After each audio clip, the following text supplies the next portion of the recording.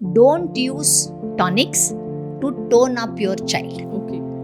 Tonics are marketing gimmicks. बरीच मुलं दुधातून 2 चमचे पावडर घालतात दुधात आणि आपल्याला वाटतं अरे वा चला आपल्याला इतकं प्रोटीन युक्त आपण काहीतरी सकस चांगला आहार देतोय. पण if you read the label, ज्याच्यामध्ये शुगरचं प्रमाण जवळजवळ 50 ते 60 gram per 100 gram of powder आहे. चाइल्ड ओबेसिटी हा खूप मोठा प्रॉब्लेम आता सध्या दिसतोय. असे अनेक रिसर्च आहेत की प्रत्येक 5 मुलं जर बघितली तर 1 मुलाला ओबेसिटी आहे. 81% of adolescent do not do any exercise. So हा जो स्क्रीन टाइम आहे तिथे मुलं बसून नुसतं माइंडलेस इटिंग चालू असतं. असं म्हणतात decrease screen time and increase green time. नमस्कार, welcome back to Desi pod. आजचा आमचा हा एपिसोड स्पेशली आहे पेरेंट्ससाठी. कारण बाळ एकदा घरात जन्माला आलं ना की पेरेंट्ससाठी एक वेगळीच दुनिया असते. वेगवेगळ्या एक्सपिरियन्समधनं ते जातात आणि प्रत्येक पेरेंट्सला असं वाटतं की आपल्या मुलासाठी, आपल्या बाळासाठी आपण जे काही उत्तम आहे ते करावं. पण हे करता करता खूप सारे प्रश्न पडतात की त्यांचं न्यूट्रिशन बरोबर चाललंय की नाही, आपण त्यांची या ग्रोथकडे लक्ष देतोय ना, आपलं काही चुकत तर नाहीये ना, आपण पेरेंटिंग पॅटर्न किंवा त्यांची कॉन्व्हर्सेशन नीट करतो आहोत ना, आणि गायडन्स सतत असं वाटतं की कोणीतरी आपल्याला गाईड करायला असायला हवे. म्हणूनच ह्या सगळ्या प्रश्नांची उत्तरं जाणून घेण्यासाठी आज आम्ही आमच्या स्टुडिओमध्ये इन्व्हाइट केलं आहे डॉक्टर शर्मिला कुलकर्णी मॅम यांना. डॉक्टर शर्मिला कुलकर्णी ह्या नाशिकच्या संजीवन हॉस्पिटलच्या CEO आहेत. गेली 3 दशकाहून जास्त त्यांनी ह्या क्षेत्रामध्ये काम केलंय आणि नाशिकच्या संजीवन हॉस्पिटलच्या त्या CEO आहेत आणि नाशिकच्या IIPच्या त्या प्रेसिडेंट होत्या. बऱ्याचशा रिनॉन्ड इंटरनॅशनल आणि नॅशनल कॉन्फरन्सेसमध्ये त्या फॅकल्टी राहिल्या आहेत. गेली 35 वर्ष त्या या क्षेत्रात काम करतायत. त्यामुळे नक्कीच आपल्याला पडलेल्या सगळ्या प्रश्नांची उत्तरं मॅम आपल्याला देऊ शकतील. चला तर मग सुरुवात करूयात आजच्या आपल्या एपिसोडला.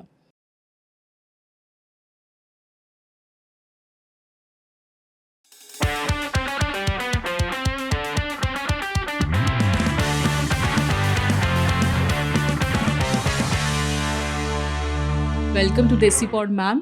आणि खूप थँक्यू की तुम्ही इतका वेळ काढून स्पेशली नाशिकहून आमच्यासाठी इथपर्यंत आलात. खूप दिवसांपासून ह्या टॉपिकवर चर्चा करायची होती की एखाद्या कोणी पेडिट्रिशियनला आम्ही बोलवू आणि त्यांच्याशी चर्चा करूयात. कारण लहान मुलं म्हटले ना की प्रत्येकाला खूप प्रश्न पडलेले असतात की काय करायचं, काय नाही करायचं, कुठे चुकतंय का. कारण प्रत्येकच पॅरेंट खूप आजकाल सगळेजण कायमच कॉशियस होते की सगळ्यात बेस्ट आपण आपल्या मुलांना कसं देऊ शकतो. सो खूप दिवसांपासून इच्छा होती की असं काहीतरी करूयात आणि तुम्ही एवढा स्पेशली एफर्ट घेऊन इथपर्यंत आला, त्यामुळे सिरियसली थँक्यू. खूप सारे प्रश्न तर विचारायचेच आहेत, पण आपण बेसिकपासनं सुरुवात करूयात. एक सिम्पल मला फरक मी सांगा की निओनॅटल आणि पिडियाट्रिक केअर ह्यामध्ये काय डिफरन्स आहे? सो पहिले तर मी खूप खूप आभारी आहे तुझी की तू मला इथे बोलवलंस आणि मला ही संधी दिली. ॲक्च्युली एक छोटीशी गंमत सांगू का मी तुला?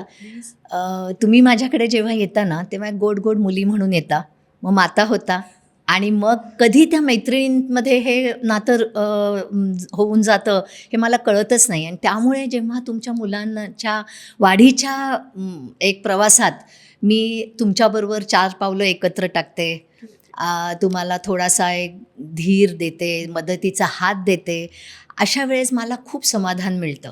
आणि I really love children and I connect with them. असं ते इतके निरागस असतात आणि कधी कधी ना खूप गमती जमती करून जातात की ते आपल्याला आता पुढे काय बोलायचं असा प्रश्न येतो अशा. त्यामुळे त्याच्यातून मला आनंद पण खूप मिळतो आणि I enjoy being a paediatrician. So thank you so much. So आता तुझा प्रश्न तू आत्ता जो म्हणालीस की निओनेटॉलॉजी आणि पिडियाट्रिक्स ह्याच्यातला फरक काय. सो निओनेट म्हणजे जन्मापासून 1 महिन्यापर्यंतचं बाळ, म्हणजे हे 4 आठवडे. सो नेटल म्हणजे प्रसूती होण्याची वेळ. सो अँटीनेटल म्हणजे त्याच्या आधी, पोस्ट नेटल त्याच्यानंतर. सो दिस इज निओनेट, जन्मापासून 1 महिना 4 आठवडे. आणि हा पिरियड ना अतिशय नाजूक पिरियड असतो, कारण ह्यामध्ये ना खूप डायनॅमिक चेंजेस मुलांमध्ये होत असतात. तुला माहितीच असेल की जेव्हा बाळ पोटात असतं त्याचं हृदय फार चालत नसतं, there is a different circulation, फुफ्फुसं चालत नसतात, पचनक्रिया चालत नसते, सगळं पोषण तत्व आई त्यांना बाळाला पुरवत असते. आणि सडनली बाळ बाहेर येतं आणि एक मोठा लांब श्वास घेतं किंवा एक मोठा क्राय करतं and the whole process change, everything change. So this is very dynamic. आणि त्यामुळे ह्या 4 आठवड्यात खूप गंभीर समस्या मुलांना होऊ शकतात. मुलं नाजूक पण असतात, त्यामुळे खूप काळजी घ्यावी लागते. सो हा झाला निओनेटल पिरियड. आणि पीडियाट्रिक पिरियड म्हणजे जन्मापासून तर 18 वर्षापर्यंत. आणि आता खूप लोकांना हे माहिती नाही आहे की अमेरिकन असोसिएशननी आता तेच वय 18 पासून 21 वर्षापर्यंत केलं आहे. आणि माझे खूप पेशंट त्यामुळे खूप आनंदी झालेत की चला अजून 3 वर्ष आपण परत मॅडमना भेटू शकू म्हणून. सो हे वय आहे पीडियाट्रिक एज ग्रुप. आणि हे जनरली एक स्टेबल फेज असतो. ह्याच्यामुळे बाळाची ग्रोथ, डेव्हलपमेंट, त्यांचं वॅक्सिनेशन, त्यांचे मानसिक काही त्यांचे प्रॉब्लेम्स किंवा त्यांना होणारे इन्फेक्शन्स, वॅक्सिनेशन्स, हे सगळा फेज हा पीडियाट्रिक फेजमध्ये येतो. तर असे हे 2 भाग आहेत. सो जसं तुम्ही म्हणालात ना की बाळ पोटात असतं तोपर्यंत एक वेगळं फिलिंग आणि सगळं असतं, पण मुवमेंट बाळ जन्माला आलं की सगळं बदलतं. म्हणजे बाळासाठी तर आहेच आहे, पण आईवडिलांसाठी पण ते सगळं नवीन असतं, जे न्यू पॅरेंट्स आहेत त्यांच्यासाठी. आणि आपल्याला भारतीय परंपरेमध्ये खूप सारे वेगवेगळ्या पद्धती पहिल्यापासून फॉलो केल्या जातात की बाळ जन्माला आलं की मग अमुक एक करा. त्याच्यामध्ये आता मी मिथ्स असं नाही म्हणणार, पण त्या परंपरा फॉलो केल्या जातात. मग त्याच्यात पुष्कळ गोष्टी आहेत, काजळ लावणे, नाकातल्यात कानात तेल घालणे आणि ह्या सगळ्या. तर मग ह्या फॉलो करायला पाहिजे, नाही करायला पाहिजे? सो अगदी बरोबर म्हणलीस की ह्या परंपरा, इथे सुरू होतो आजीबाईंचा बटवा.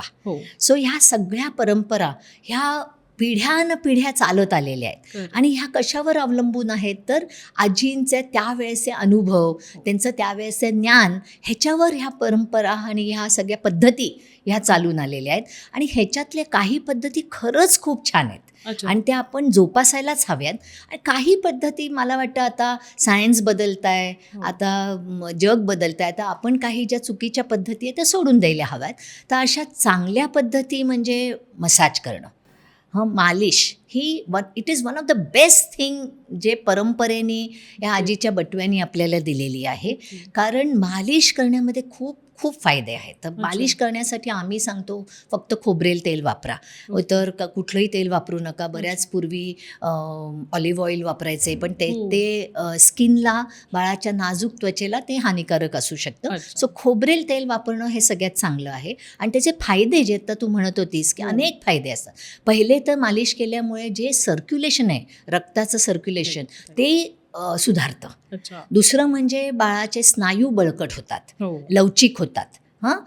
तिसरं म्हणजे त्वचा बाळाची टुकटुकीत होते, एकदम एकदम छान दिसायला लागते. चौथं म्हणजे गॅसेस निघून जातात. बरेचदा गॅस झाले की आम्ही पोटाचं मालिश करायला सांगतो. सो ते गॅसेस निघून जातात. पचनक्रिया सुधारते, बाळाची झोप खूप सुधारते, शांत झोप लागते. आणि सगळ्यात मोठा बेनिफिट मी म्हणेन मालिशचा इज बॉन्डिंग. जेव्हा आई मालिश करायला सुरुवात करते, बाळ आईकडे बघताय, आई बाळाकडे बघताय, बाळ खुदकन हसतंय, हे जे बॉन्डिंग तयार होतं दॅट इज मोस्ट इम्पॉर्टंट. आणि त्याच्याने बाळाचा खरं भक्कम पाया तयार होतो या बॉन्डिंगमुळे. सो म्हणून मालिश खूप चांगलं आहे. आणि नको त्या ज्या पारंपरिक पद्धती आहेत, त्यामुळे आता तू म्हणलीस तसं काजळ लावणे, असं आपल्या मध्ये म्हणलं जातं की काजळ लावल्याने डोळे मोठे दिसतात. तुझे छान दिसत आहेत, पण लहान मुलांमध्ये आम्ही सहसा ते नाही म्हणतो, कारण त्याच्याने इन्फेक्शन होतं. किंवा नाकात जे भोग दिसेल त्याच्यात तेल घालायचं, ही पण पद्धत चुकीची आहे, कारण अगेन त्याच्यामध्ये प्रॉब्लेम्स क्रिएट होतात. तिसरं म्हणजे बेंबी बांधून ठेवायची. जितकं तुम्ही बेंबीला, ती नाळ असते सुरुवातीच्या 10-15 दिवसात, ती ओली राहिली तर तिथे इन्फेक्शन होतं. तुम्ही उघडी ठेवलीत तर ते लवकर कोरडी होऊन पडून जाते. सो ती एक पद्धत आहे. किंवा जन्म झाल्या मध चाटणे. मलाही खूप सोन्याची ती एक काडी घेऊन येतात आणि मॅडम हे घ्या ना, एक जरा मध ओम लिहा जिभेवर. तर ती अतिशय चुकीची पद्धत आहे, कारण मधामध्ये काही स्पोर्स असतात, त्याच्याने बाळाला इन्फेक्शन होऊ शकतं. त्यामुळे हे मध चाटणे किंवा बाळ घुटी देणं, पाणी पाजणं, वरचं दूध देणं, ह्या सगळ्या चुकीच्या पारंपरिक पद्धती आहेत. आणि ह्या चांगल्या पद्धती म्हणजे मालिश, जवळ घेणं बाळाला, कुशीत घेणं, अंगाई गीतं म्हणणं, या सगळ्या अतिशय छान पद्धती आहेत. आणि ह्याच्या पुढे आपण त्या चालूच ठेवल्या पाहिजेत. ॲक्च्युली आता हे झालं, आता बाळ झालं, ते मॉलिश वगैरे हे सगळं स्टार्ट झाल्यानंतर मेन प्रश्न येतो ब्रेस्ट फिडिंग किंवा बॉटल फिडिंग, व्हॉटेवर, जे ज्याच्या पद्धतीने कम्फर्टेबल असेल. जनरली तर ब्रेस्ट फिडिंगच सजेस्ट केलं जातं, पण इन सम केसेस काही असेल इश्यू तर बॉटल फिड इज ऑल्सो अलाउड. तर ते कधीपर्यंत करायला पाहिजे, एक म्हणजे मिनिमम टू मॅक्सिमम काय त्याचा हे पाहिजे वेळ? सो हे हा अतिशय महत्त्वाचा प्रश्न आहे आणि प्रत्येक वेळेला मी केव्हा पण बोलते तर मी ह्या विषयावर नक्कीच बोलते, कारण अवेअरनेस स्प्रेड करायला पाहिजे. आपण पाश्चात्य देशाला खूप त्यांचं अनुकूल mimicking them and that is wrong. So स्तनपान किंवा ब्रेस्ट मिल्क हे निसर्गाने दिलेली आपल्याला किंवा आपल्या बाळाला एक अतिशय मौल्यवान गिफ्ट हे आहे आणि ते आपण जोपासायलाच पाहिजे. So there is nothing comparable to breast milk. It is हे अमृतच आहे. ओके, त्यामुळे ब्रेस्ट फिडिंग हे आणि तो बाळाचा एक जन्मसिद्ध हक्क आहे. त्यामुळे प्रसूती झाल्या विदिन 1 hour बाळांना स्तनपान केलं गेलं पाहिजे. हे आम्ही तर बरेचदा डिलिव्हरी होते आणि लगेचच तिथल्या तिथे आम्ही तसंच बाळाला गुंडाळतो आणि आईकडे देतो. आई कुशीत घेते आणि पाजायला सुरुवात करते. सो हे फार महत्त्वाची गोष्ट आहे, कारण ते सुरुवातीचं जे कोलेस्ट्रॉल हे दूध असतं ते बाळासाठी खूप चांगलं असतं. सो हे झालं पाहिजे. आता प्रश्न आहे, तुम्हाला सगळ्यांनाच माहिती आहे ब्रेस्ट फिडिंगचे अनेक फायदे आहेत. जो म्हणजे ते तर आपल्याला फुकटच मिळालेलं असतं. पाहिजे तर लगेच व्हायला लागतं, प्रॉपर टेम्परेचरला असतं, अतिशय निर्जंतुक असतं. म्हणजे त्याचे फायदेच फायदे आहेत. आणि त्याच्यात जे अन्न घटक असतात ते अतिशय त्यांचं प्रमाण खूप बरोबर असतं, किंवा त्याच्यामध्ये काही इन्फेक्शन नष्ट करण्याचं काही घटक असतात किंवा काही पेशा असतात, त्याच्याने लहान मुलांना इन्फेक्शन होत नाही, किंवा असे काही घटक असतात त्याच्याने ॲलर्जी होत नाही. पुढे जाऊन ह्याच मुलांना ते जास्त दिवस ज्यांना ब्रेस्ट फिडिंग दिलं जातं ह्याच मुलांना पुढे जाऊन डायबिटीज होत नाही, हायपरटेन्शन होत नाही, त्यांना मानसिक त्यांचे त्रास कमी होतात. They become very strong and very wise adults. त्यामुळे ब्रेस्ट फिडिंगचे आज आपण 1 तास नुसतं ब्रेस्ट फिडिंगवर बोलू शकतो. आता प्रश्न आहे बॉटल फिडिंगचा. सो आजकालच्या स्त्रिया सगळ्या प्रोफेशनल आहेत, कामावर जातात. काही वेळा तर त्यांना असं वाटतं की एक इझी थोडासा वेळ मिळतो, त्यामुळे बॉटल फिडिंगची सुरुवात करतात. सो एखादं फीड आम्ही बॉटल फिडिंग देतो म्हणजे थोडी सवय राहू दे, किंवा आम्ही जर कुठे बाहेर गेलो तर मग बाळाला घरी ठेवून आम्ही जाऊ शकतो, किंवा आता नाहीतरी 2 महिन्यानंतर आम्ही नोकरी करणार आहोत. सो ह्या प्रत्येक त्यांच्या क्वेश्चनला आमच्याकडे उत्तर आहे. त्यामुळे माझं आज मी आवर्जून ते सांगते की जितकं जमेल, अगदीच काही खूपच इमर्जन्सी आली तर वेगळी गोष्ट, पण जितकं जमेल तेवढं बॉटल फिडिंग टाळणं गरजेचं आहे. एक्सक्लुझिव्ह ब्रेस्ट फिडिंग म्हणजे निव्वळ स्तनपान हे बाळाला 6 महिन्यापर्यंत झालंच पाहिजे. आणि त्याच्या पलीकडे जाऊन सुद्धा जितके दिवस आईला चांगलं दूध येत आहे तितके दिवस, म्हणजे 1 वर्ष, 1.5 वर्ष, 2 वर्ष तेवढं चांगलंच आहे. सो मॅक्सिमम इज 2 वर्ष आणि स्टार्ट ॲटलीस्ट 6 महिने, ऑब्व्हियसली 6 महिने तरी करावं. हां, म्हणजे निव्वळ फक्त स्तनपान 6 महिन्यापर्यंत. आणि त्याच्यानंतर आपण विनिंग चालू करतो, वरचा आहार थोडासा सकस आहार चालू करतो. त्यामुळे त्याच्यानंतर मग, कारण तसं पण 6 महिन्यानंतर थोडंसं आईच्या दुधावर थोडं कमी होतं, त्याच्यातले सकस पदार्थांचं प्रमाण कमी जास्त व्हायला लागतं. आणि म्हणून 6 महिन्याला आम्ही वरचा आहार चालू करायचं म्हणतो. कारण 2 कारणं आहेत. एक तर कारण आईच्या दुधामध्ये तेवढे पोषण तत्व तेवढे नसतात जेवढे बाळाची गरज वाढलेली असते, एक. आणि दुसरं महत्त्वाचं कारण की बाळाच्या किंवा सगळ्यांच्याच आपल्या जिभेवर टेस्ट बड्स असतात. तुला गंमत वाटेल, तुला माहिती आहे का आपल्या जिभेवर किती टेस्ट बड्स आहेत? काही कल्पना? काहीच नाही. ओके, आपल्या सगळ्यांच्या जिभेवर जवळजवळ 2000 टेस्ट बड्स आहेत. त्याच्यातलं गोड टेस्ट समोर असते, साईडच्या ह्याच्यात सॉल्टी टेस्ट असते, मागे बिटर. म्हणून बरेचदा आपण कडू औषध असतं ते आपण म्हणतो घशात, तोंड उघड, मी घशात टाकते. सो ती बिटर टेस्ट कारण पोस्टिरियरली असते. त्यामुळे ही टेस्ट साधारण 5 महिन्याला डेव्हलप व्हायला लागते. आणि जर 8-9 महिने आपण जर वरचा आहार चालू नाही केला, ज्याला आम्ही विनिंग म्हणतो, तर मग बाळ नंतर हे पदार्थ घेत नाही, कारण त्याला आईच्या दुधाची सवय झालेली असते. आणि मग ते अजिबात वरचं काही खायला तयार होत नाही. आणि मग आम्हाला आमचं बाळ काहीच खात नाही हो, काहीच नाही, आम्ही किती प्रयत्न करतो, कारण they have made a mistake right at that 6 month point. आणि त्यावेळेला सकस आहार सुरू करायला हवा. सो म्हणजे उशीर अजिबात नाही. द मुमेंट बाळ 6 महिन्यांचं झालं की स्टार्ट करायलाच पाहिजे.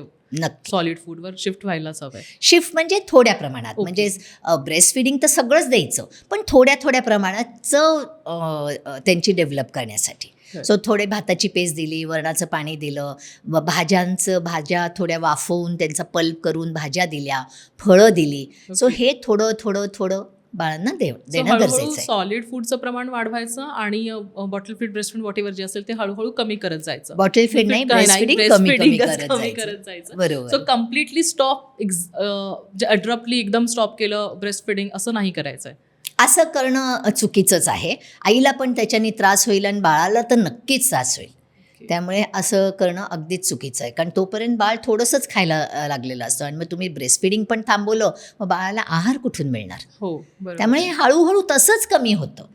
1 वर्षाचा झाला अजून वरचं आईचं दूध कमी होतं, मग तेव्हा अजून तुम्ही आहार वाढवता, असं करत करत. पण एक मात्र नक्की आहे, जर आईला 1.5 वर्षाचं बाळ आहे आणि आता आईला थेंबसुद्धा दूध नाही आहे आणि तरी ती आपलं हे चांगलं 2 वर्षापर्यंत पाजावं म्हणून ती जर पाजतच बसली तर हे चुकीचं आहे, कारण मग बाळाला दूध तर मिळत नाही आहे, पण चोखण्याची ती चटक लागते. हो. आणि मग ते म्हणजे ते स्तनाचा उपयोग चोखणी म्हणून करतात आणि ते चुकीचं आहे. त्यामुळे एखाद्या आईला 1.25 वर्षानंतर दूध येणं बंद झालं तर त्यावेळेस ती ब्रेस्ट फिडिंग थांबवू शकते.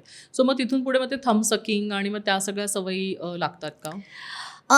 थंब सकिंग हा अगदी वेगळा विषय आहे. Thumb sucking is basically to satisfy, it is for थोडंसं सॅटिस्फॅक्शन म्हणून जमतं आहे. थोडंसं एक 5-6 महिन्याला माउथिंग स्टेज म्हणतात, त्यावेळेला तोंडात बोटं जातात, हळूहळू त्यांचं थंब जायला लागतो आणि त्याच वेळेला आपण जर थंब सकिंगची ही जी क्रिया आहे म्हणजे थांबवली नाही तर मग थंब सकिंगची सवय लागते, विच इज बॅड, कारण त्याच्याने मग मुलं खातच नाही, ते तंद्री लावून थंब सकिंग करत बसतात, त्यामुळे आहार घेत नाही, तसेच झोपतात.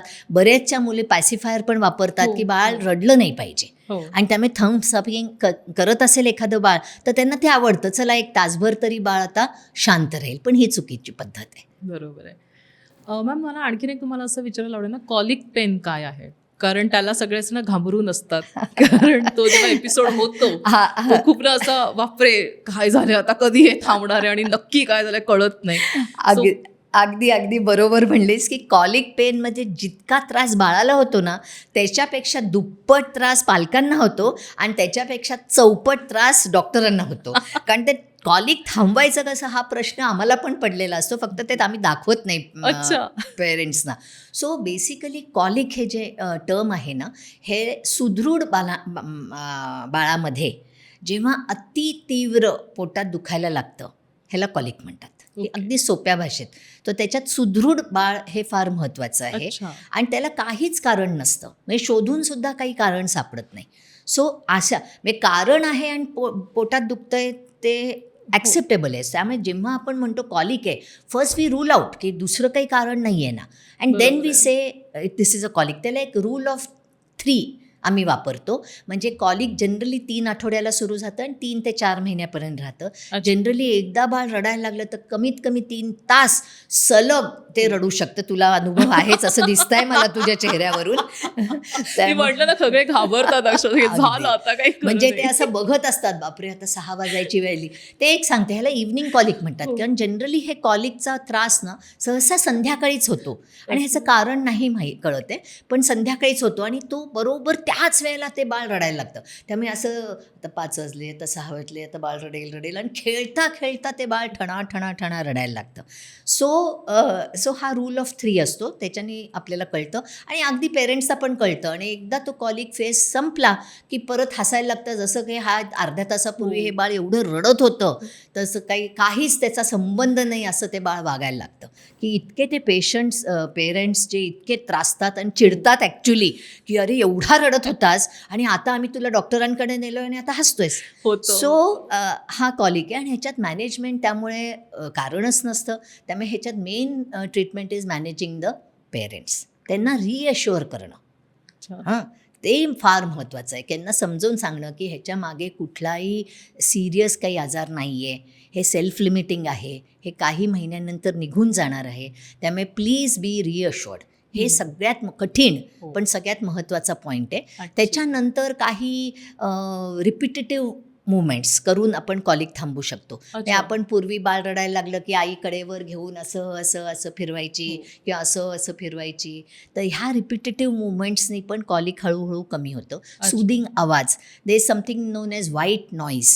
अच्छा. हां, सो व्हाईट नॉईज रेकॉर्ड केलेले असतात. यूट्यूबवर सर्च केलं तर तुला खूप व्हाईट नॉईज मिळतील. ओके. म्हणजे इट इज असं हुश आवाज असतो तो. ओके. म्हणजे वेव्ज किंवा पंख्याचा आवाज किंवा पाऊस पडतोय तो आवाज. सो अच्छा. हे रिपिटेटिव्ह तो संथ एक आवाज त्या एक बासमध्ये तो लावून ठेवला की काही काही वेळेस त्यांचं. पण माझ्या मते माझ्या इतक्या 30-35 वर्षाच्या अनुभवात मला असं वाटतं की खूप जर पंखा फुल करायचा, पंखा खाली असं हलवत राहायचं आणि तरी नाही थांबलं तर सरळ गाडीत बसायचं, खिडकी खाली करायची आणि एक मोठी राऊंड मारायची. आणि म्हणून हे मुलं घरून हॉस्पिटलला येतात त्या ते 10-15 मिनटं होऊन जातात आणि आल्यावर मस्त झोपलेलं असतं.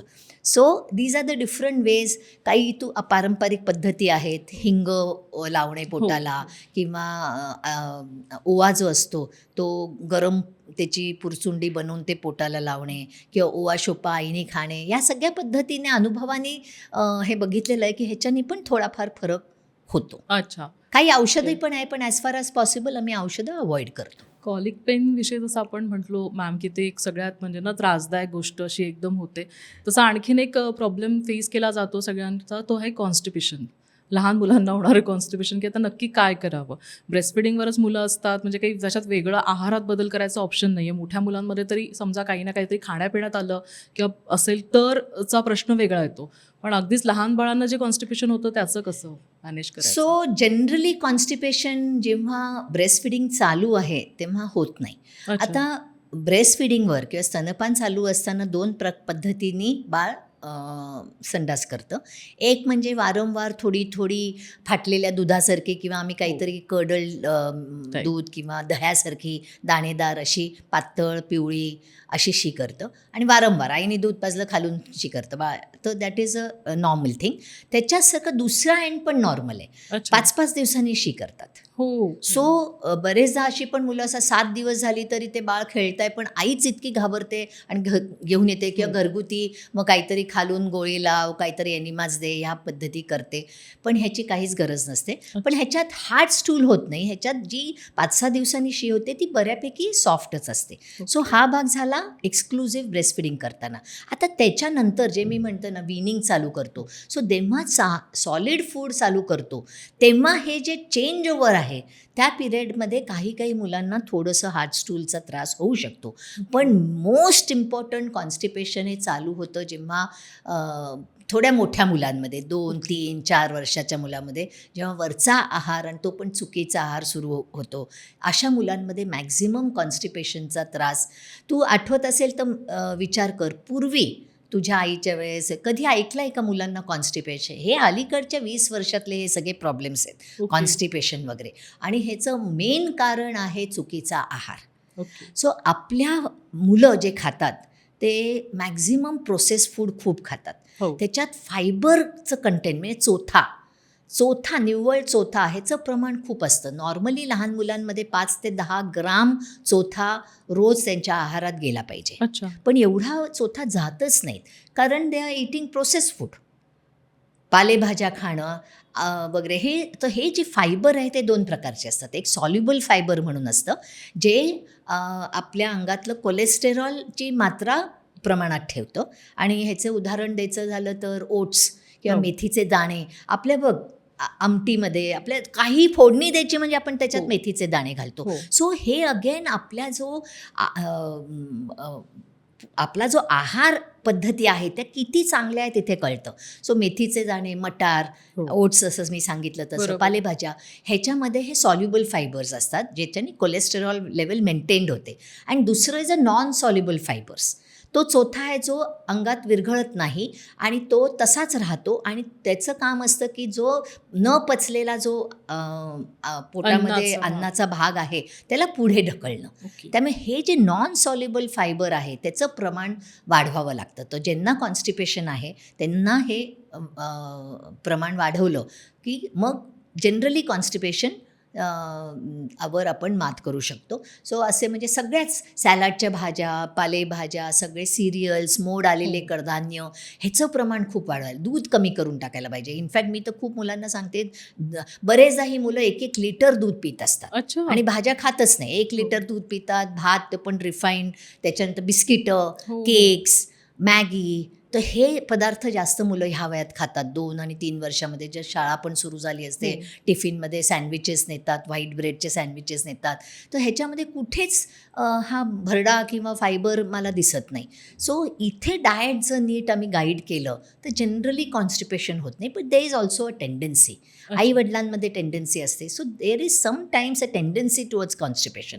त्याला हॅबिच्युअल कॉन्स्टिपेशन्स आम्ही म्हणतो. आणि त्याच्यामध्ये मग हा आहार आम्ही कटाक्षाने लिहून देतो की एवढी भाजी, एवढे कडधान्य, एवढे सॅलड हे तुम्ही मुलांना द्या. असं प्लेटमध्ये मी तर प्लेट बनवायला सांगते. रोज सकाळी उठल्यावर त्याच्यात गाजर, काकडी, टमॅटो, पानकोबी, पालेभाज्या, 2-3 फळं आणि दिवसाच्या एंडपर्यंत हे सगळी प्लेट रिकामी झाली पाहिजे. सो असं मी सांगते, म्हणजे लक्षात राहतं मग आयांच्या. सो ही एक ट्रीटमेंट. दुसरी म्हणजे नियमिततेचं वळण लावणं. सो शाळेमुळे कधी मुलं उशिरा उठतात, कधी रात्रीशी करतात, कधी दुपारीच करतात, मग एक दिवसाआडच करतात. सो हे वळण लावणं पण गरजेचं आहे. बरोबर. हे दुसरी गोष्ट. आणि तिसरी गोष्ट, जर करता आजकाल कोणाच्याही घरात इंडियन टॉयलेट्स दिसत नाहीत. सो ही एक अतिशय उत्कृष्ट गोष्ट आहे, जी आपण जर ईस्टर्न वर्ल्डमध्ये गेलो तर अजूनसुद्धा, मी टर्कीला गेले होते, तिथे सगळीकडे मला इंडियन टॉयलेट्स दिसले. आपण आपल्या देशात जवळजवळ सगळीकडून इंडियन टॉयलेट्स निघालेली आहेत. तर जर कमोडचा वापर करायचा असेल तर पायाखाली स्टूल देणं, सो गुडघ्या हिप्सच्या वर जातील, सो पोटावर प्रेशर देता येईल. सो ही पद्धत तुम्ही करू शकता. सो हे जर नियमितपणे केलं तर कॉन्स्टिपेशन नक्कीच आपण टाळू शकतो. Okay ma'am, we will definitely try. आता आपण बघूयात मुलांचे माइलस्टोन्सकडे बाळांचा, कारण मला दोन्ही गोष्टींवर चर्चा करायची की माइलस्टोन्स काय असतात. म्हणजे बेसिक तर माहितीच आहे की पालथं पडणं, रांगणं, चालणं. त्याच्या व्यतिरिक्त काय काय माइलस्टोन्स आहेत आणि रेड फ्लॅग्स काय आहेत, जे डेव्हलपमेंटसाठी म्हणजे पॅरेंट्सने थोडंसं तरी अलर्ट राहायला पाहिजे. तर असं काय आहे? सो हे जे माइलस्टोन्स आहेत, तू म्हणालीस ते बऱ्याच जणांना हे माहिती असतात, पण चुका थोड्याशा, कधी ह्या माइलस्टोन्स म्हणजे ही क्रिया कधी मूल करायला लागतं. सो हे फिजिकल माइलस्टोन्स असतात, मेंटल माइलस्टोन्स असतात, सोशल असतात. तर मी सगळे एकत्र सांगते, थोडक्यात सांगते. सो झाल्या बाळ आय कॉन्टॅक्ट साधारण 1.5 महिन्याला करायला लागतं, तेव्हा सोशल स्माईल डेव्हलप होते. तर 2 ते 3 महिन्यात बाळ आईकडे किंवा नातेवाईकांकडे ओळखून त्यांच्या डोळ्यात, नजरेत ओळख असते आणि मग हसतं. तसं तर बाळ झोपेत कधीही हसतं, अगदी न्यूबॉर्न पहिल्या दिवसाचं पण बाळ झोपेत असतं. पण ओळख पटवून मग हसणं, याला सोशल स्माईल म्हणतात. सो हे साधारण 1.5 ते 2 महिन्याला सोशल स्माईल सुरू होते. नंतर मान धरायला लागतात 2 ते 3 महिन्यापर्यंत. सो 4 महिन्याला बाळांनी व्यवस्थित मान धरली पाहिजे. थोडं बॉबिंग असं होऊ शकतं, पण त्यावेळेस 5 महिन्याला साधारण पालथे पडतात. 6 महिन्याला बसायला लागतात. म्हणजे तुम्ही जर बसवलं तर थोडासा हाताचा सपोर्ट घेऊन बाळ बसायला लागतं. साधारण 8 महिन्यापर्यंत ते रांगायला लागतात. 9 महिन्याला बसून, उभं राहून, पकडून करतात. आणि साधारण 11 ते 12 महिन्यापर्यंत म्हणजे 1 वर्षापर्यंत मुलं थोडं चालायला लागतात. हे झालं फिजिकल. आता सोशल मी सांगितलं, सोशल स्माईल, आईला फॉलो करणं, नातेवाईकांना 180 डिग्रीजमध्ये फॉलो करणं, आवाज झाला तर दचकणं, बोलवलं तर त्यांच्याकडे बघणं, नाव कोणी म्हटलं तर नाव ओळखून तिकडे बघणं, ह्या गोष्टी पहिल्या 5-6 महिन्यात झालेल्या पाहिजेत. सो एखादं मूल, आता रेड फ्लॅग्स जसं तू मला म्हणलीस, एखादं मूल मानच धरत नाही आहे किंवा 3-4 महिने झाले तरी सोशल स्माईल नाही आहे किंवा फ्लॉपी बाळ आहे, त्याच्यामध्ये जो टोन पाहिजे तो कमी आहे, किंवा बाळ 8 महिने झाले, 9 महिने झाले, पालथंच पडत नाही आहे, किंवा आता वर्षाचं झालं तरी अजिबात उभासुद्धा राहत नाही आहे. So these are physical delayed milestone. आणि सोशल जसं मी सांगितलं तसं इंटरॅक्टिव्ह नाही आहे. आता काही वेळेस बाळ 1.5-2 वर्षाचं होतं, पण they are not responding to commands or interactive with people. So ह्या गोष्टी are the real red flags. बोलणं, डिलेड स्पीच. तो साधारण 1 वर्षाचं मूल साधारण 3-4 शब्द, बाबा, मामा, दादा असं बोलतं. सो जर ते पण नाही आहे, 2 वर्षापर्यंत दे इज नो स्पीच. इनफॅक्ट 2-2.5 वर्ष इज द लिमिट जोपर्यंत आम्ही थांबतो की डिलेड स्पीच. काही वेळा असतं की थोडे उशिरा बोलतात, they are non as slow learners, आणि मग ते कॅचअप करतात. सो पण त्याच्यानंतर पण जर मूल बोलत नसेल तर 2 things we have to do. 1, की त्यांना ऐकणं आहे की नाही, कारण बरेचदा एखाद्या मुलाला ऐकू येत नसेल, नकळतपणे ती आई ये इकडे, की जा तिथे जाऊन ते घेऊन ये. सो मुलांना ऐकू येत नाही पण त्या खुणा कळतात, त्यामुळे ते करतात, आणि आयांना कळतच नाही आपल्या मुलाला ऐकू येत नाहीये. सो हे एक आहे. आणि दुसरं, तिथे आपण थोडं ऑटिझम किंवा ऑटिझम स्पेक्ट्रम डिसीजवर आपण लक्ष देऊ शकतो, विचार करू शकतो. ओके, सो अलर्ट राहायला पाहिजे की कुठलेही हो. डिले असतील थोडेसे तर आणि म्हणजे ते ना खूप सहजपणे होऊ शकतं, कारण आजकाल मुली सारख्या इंटरनेटवर असतात किंवा मैत्रिणींचे डिस्कस, तुझं बाळ पालथं पडलं का, माझं बाळ पडलं, एक एक दिवसाचा फरक आणि ते पॅनिक. So Right. त्यांचं यात खूप छान लक्ष असतं आजकालच्या मुलींमध्ये. जरा जास्तच लक्ष असतं आणि त्याच्याने त्यांना स्ट्रेस होतो मग. ॲक्च्युली मॅम, लहान मुलांची इम्युनिटी कशी वाढवावी हा एक खूप मोठा प्रश्न सगळ्या पालकांना पडलेला असतो आणि सायमल्टेनियसली इंटरनेटवर सगळ्या शॉपिंग साईट्सवर ॲड्समध्ये खूप सारे प्रोडक्ट्स आजकाल येत आहेत की हे द्या म्हणजे इम्युनिटी छान होईल, हे द्या म्हणजे हाईट चांगली वाढेल, हे द्या म्हणजे मुलं आजारी पडणार नाहीत. तर मग नक्की काय करायचं? आर देअर्स एनी प्रॉडक्ट की तुम्ही ते यूज करायला पाहिजेत की नाही, और घरगुती काही असेल तर त्याच्यावर तुमचा काय टेक आहे?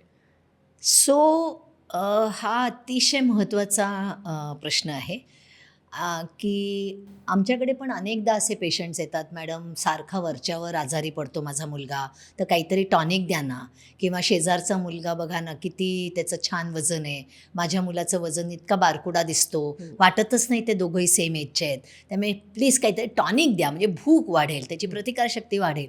हे प्रश्न घेऊन अनेकदा पालक आमच्याकडे येतात आणि त्याचं एक सरळ सोपं उत्तर देणं कठीण आहे. पण the bottom line is, don't use tonics to tone up your child. Okay. Tonics are myths, they are marketing gimmicks. अच्छा. जर आपण सगळे एज्युकेटेड आहोत, आपण जर कुठलंही टॉनिक घे, आता इथे मी काही नावं घेणार नाही आहे, पण कुठलंही टॉनिक घे किंवा कुठलंही प्रोटीन ड्रिंक घे, बरीच मुलं दुधातून 2 चमचे पावडर घालतात दुधात आणि आपल्याला वाटतं अरे वा चला ह्याला इतकं प्रोटीनयुक्त आपण काहीतरी सकस चांगला आहार देतोय. पण if you read the label you will see that त्या ह्याच्यामध्ये प्रोटीनचं प्रमाण तर फारच कमी असतं, पण त्याच्या शुगरचं प्रमाण म्हणजे यू विल बी सरप्राईज्ड. पण अशा काही टॉनिक्स, सो कॉल्ड प्रोटीनयुक्त टॉनिक्स आहेत ज्याच्यामध्ये शुगरचं प्रमाण जवळजवळ 50 ते 60 gram per 100 gram of powder आहे. सो ह्याच्यात you are just giving simple sugars to your child. त्यामुळे टॉनिक हा आम्हाला तर वाटतं कधीच मुलांना देऊ नये. अगदी कधीतरी जीवनसत्व, जर एखाद्या मुलामध्ये विटॅमिन डी कमी आहे, विटॅमिन ए कमी आहे, काही मुलांमध्ये झिंक कमी असतं किंवा काही पर्टिक्युलर कुठले जीवनसत्व कमी जर आढळलं तर मग त्याच्यासाठी ते जीवनसत्व असणारं एखादं टॉनिक तुम्ही मुलांना देऊ शकतात. So there is no tonic. आता दुसरा प्रश्न म्हणजे मग इम्युनिटी कशी वाढवायची. सो हे खरं आहे की काही मुलं आजारी कमी पडतात, काही मुलं आजारी वरच्यावर पडतात. तर इम्युनिटी वाढवायला 4 महत्त्वाचे टप्पे आहेत. सगळ्यात महत्त्वाचा टप्पा म्हणजे चांगली सलग झोप घेणं. हे ऐकून आश्चर्य वाटेल की झोपेचं आणि इम्युनिटीचं काय संबंध आहे. तर जर एखादा मुलगा त्या वयाला योग्य अशी सलग, आता बरेचदा मुलं दुपारी 2-3 तास झोपतात आणि मग रात्री 7-8 तास झोपतात किंवा रात्री 12ला झोपतात आणि मग सकाळी 6लाच उठतात. पण आई म्हणते नाही पण दुपारी 4 तास झोपतो. तर ही झोप योग्य नाही आहे, सलग झोप झाली पाहिजे. तर जनरली साधारण टॉडलर एज ग्रुपमध्ये झोपेचं 10 ते 11 तास मुलांनी झोप घेतली पाहिजे. सो एवढी सलग जर झोप आणि शांत झोप जर मुलांना मिळाली तर झोपेमध्ये इट इज लाईक आपण कसं आपला रात्री झोपायला गेलो की काय करतो, आपला मोबाईल फोन चार्जिंगला राहतो बरोबर. तर तसं झोप हे is a charging for the renewal of the body mechanisms. So the body gets charged again, कारण सगळे जे प्रोटीन ब्रेकडाऊन होत असतं ते सगळं रिकव्हरी फेज असते, त्यामुळे ते एक होतं. दुसरं म्हणजे जे विषाणू किंवा जीवाणूला फाईट करण्याच्या ज्या पेशा असतात त्या पेशा, लिम्फोसाइट्स किंवा सायटोकायनिन्स, ह्या ज्या पेशा असतात हे झोपेमध्ये वाढतात. सो असं खूप रिसर्चमध्ये आढळून आलं आहे की जी मुलं शांत झोपतात, व्यवस्थित झोप घेतात, त्यांची प्रतिकारशक्ती जास्त असते, त्यांना वरच्यावर ताप येत नाही, सर्दी खोकला येत नाही, इवन वॅक्सिनचा रिस्पॉन्स त्यांचा खूप चांगला असतो. सो झोप हे फार महत्त्वाचं आहे. इनफॅक्ट मी त्याला 100पैकी 100 मार्क देईन टू इम्प्रूव्ह इम्युनिटी. दुसरं आहे वॅक्सिनेशन, सो लसीकरण. सो लसीकरण करणं फार महत्त्वाचं आहे आणि तेच आजकाल बऱ्याच प्रमाणात कमी होत आहे. तर लसीकरण मुलांनी, इट इज तुम्ही एक छोटासा त्या किटाणूचा किंवा जीवाणूचा भाग अंगात सोडता, so body reacts to it and creates immunity. So बरोबर आहे. लसीकरण फार महत्त्वाचं आहे. सो ज्या टप्प्याला जे योग्य ते लसीकरण आहे ते नक्की केलं गेलं पाहिजे. तिसरी गोष्ट म्हणजे त्यांचा सकस आहार. हो. नॅचरली प्रोटीनयुक्त जेवण, फॅट्स, कार्बोहायड्रेट, जीवनसत्व, मायक्रोन्यूट्रंट्स हे सगळ्यांचा जर आपल्या जेवणामध्ये वापर असेल बरोबर मुलाच्या आहे. जेवणात, तर नक्कीच त्याची प्रतिकारशक्ती वाढते. आणि चौथी गोष्ट म्हणजे चांगले आरोग्य. सो ह्या 4 गोष्टींकडे आपण जर लक्ष दिलं, तर माझी खात्री आहे की तुला कधीच तुझ्या मुलाला, तुझ्या पाल्याला कधीच टॉनिकची गरज भासणार नाही. ओके. तुम्ही जे शुगरबद्दल आता म्हणत होता की टॉनिकमध्ये पण पर 100 ग्राम्स एवढी शुगर असते, तर त्यालाच धरून माझा तुम्हाला पुढचा प्रश्न विचारायचा आहे की चाइल्ड ओबेसिटी हा खूप मोठा प्रॉब्लेम आता सध्या दिसतोय. म्हणजे असं म्हटलं जातं की it is going to be a next pandemic. तर एक म्हणजे हे खरं आहे का? 2 भारतात पण अशीच स्थिती निर्माण होईल असं तुम्हाला वाटतंय का? आणि मग असं जर असेल होणार, तर मग पालकांनी काय काळजी घ्यायला पाहिजे? मीरा, तुझी आत्ता म्हणलीस की भारतात पण ही स्थिती होईल का? तर तू कुठल्या जगात आहेस? भारतात ही स्थिती ऑलरेडी झाली आहे. तुला माहिती आहे का? भारतामध्ये ओबेसिटीचं प्रमाण जगात 2रा नंबर आहे भारताचा. पहिला चायना आणि 2रा इंडिया.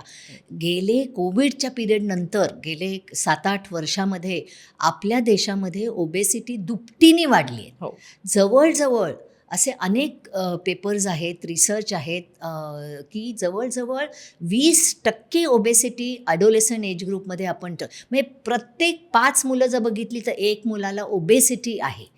सो ओबेसिटीचं प्रमाण एवढं वाढलं आहे आता की तू अगदी खरं म्हणला, it is the next pandemic. आणि ओबेसिटीकडे इट इज नॉट जस्ट फॅटीनेस. आपण म्हणतो मग काय, मी थोडीशी जाड आहे पण मला काय, मी चालते फिरते खेळते, मी ट्रेकिंग करते, मला काहीच प्रॉब्लेम नाही. पण प्रॉब्लेम होत असतात. ओबेसिटीमध्ये तुला माहिती आहे का 60% आजार ओबेसिटीमध्ये वाढतात. ओके. इट कॉजेस 60% मोर आजार. लहान मुलांमध्ये आता आपण बघतोय की ओबेसिटीमुळे हार्ट अटॅक्स 25 आणि 28 वर्षाच्या मुलांना हार्ट अटॅक्स येत आहे. यंग ॲडोलेसंट, आम्ही पूर्वी कधीच लहान मुलांचं वारंवार BP चेक नव्हतं करत, पण आजकाल यंग मुलांमध्ये हायपरटेन्शन सुरू झालं आहे, हार्ट प्रॉब्लेम सुरू झालेत, ॲस्थमाचं प्रमाण वाढलं आहे, मुलींमध्ये PCOD ह्याचं प्रमाण खूप वाढलेलं आहे. All this is related to obesity. पण आपण ते किती इझिली आपल्या स्ट्राईडमध्ये घेतलं आहे. तू जर बघितलं मॉलमध्ये सेक्शन्स सुरू झालेत, प्लस साईजचे सेक्शन, आणि मुली अगदी कौतुकाने त्या सेक्शन्समध्ये जातात आणि नवीन प्लस, म्हणजे साधं पूर्वी M साईजचे कपडे सगळेजण घालायचे, L साईजवर गेलं की जरा लाज वाटायची, किंवा थोडंसं वजन वाढलं असेल तर आपण मॉलमध्ये जाऊन किंवा दुकानात जायला नको वाटायचं, लाज वाटायची. पण आता XL नाही, 3XL, 4XL, 7XL पर्यंत कपडे अवेलेबल झालेत. So we are treating as if it is something good. So ते आपलं माइंडसेटच बदलला गेला पाहिजे ओबेसिटीनी. आणि हे खूप मोठं, खूप धोकेदायक प्रमाण होत चाललं आहे आपल्या देशामध्ये. सो ओबेसिटी नाही, कारण आमच्या एजमध्ये तर मी बघतेच आहे, म्हणजे इनफॅक्ट की आहेच आहे, इन्क्लुडिंग मी, की ओव्हरवेट हा प्रॉब्लेम आहेच आहे. पण लहान मुलांमध्ये पण इतक्या प्रमाणात सुरू होईल हे सगळं असं वाटलं नव्हतं. पण ऑब्व्हियसली पालकांनी सिरियसली अलर्ट राहायला हवं आहे.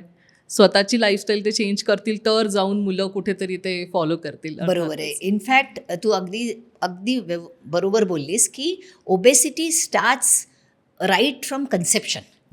सो असं म्हटलं जातं की कन्सेप्शन म्हणजे जेव्हा प्रेग्नन्सी राहते तेव्हा जर वडील स्थूल किंवा लठ्ठ असतील, किंवा प्रेग्नन्सीमध्ये जर आई लठ्ठ असेल, किंवा वयाच्या 5व्या वाढदिवसाला जर मूल लठ्ठ असेल, then they will lead to life long obesity, not for this generation for the next 2-3 generations.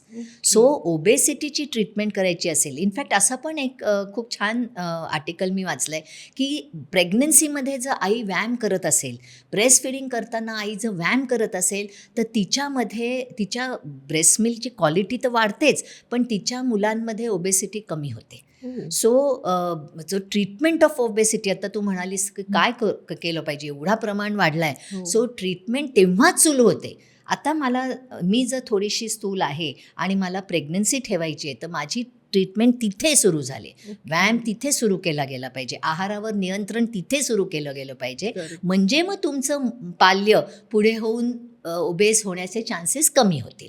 So he treatment. आणि सगळ्यात महत्त्वाचं म्हणजे junk food. Okay, JUNCES, junks. हा जंक्स हे कॉइन केलेला शब्द आहे, ज्याच्यात जे म्हणजे जंक, ते जंक म्हणजे खूप कॅलरीयुक्त असं आहार.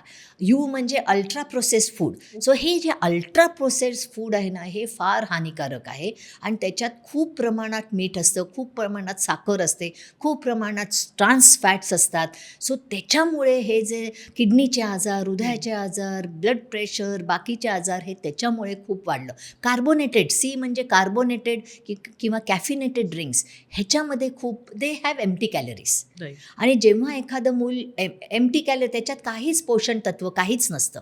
सो हे एम्प्टी कॅलरीज मुलं घेतात. एक ड्रिंक कोला प्यायला ती शुगर खटकन 400 जाते आणि तेवढीच फास्ट परत खाली येते. आणि हे जे वारंवार होणारे ups and down, very fast ups, हे जे होतात ना, त्याच्याने आपल्या बॉडीला त्रास होतो. So all this should be avoided. आणि त्याच्यासाठी एकच गोष्ट जरी आपण केली ॲज पालक, तर मी म्हणेन की आपण बरंचसं साध्य केलं.